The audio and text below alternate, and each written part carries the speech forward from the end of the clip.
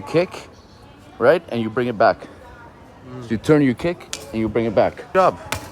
Not bad. A little higher. A little higher. Nice.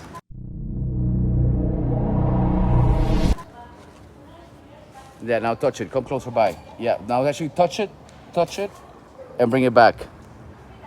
So you come close, you come with your leg like this. That way when you make contact, you have time. Yeah, exactly. And bring it back the other way. So, one more time. One more time. No, other way around. Other leg. Come closer. Just give me your leg. Don't even kick. Just give me your leg. Just turn and give me your leg. Look at me. Yeah, come closer with the other foot. Yeah, more.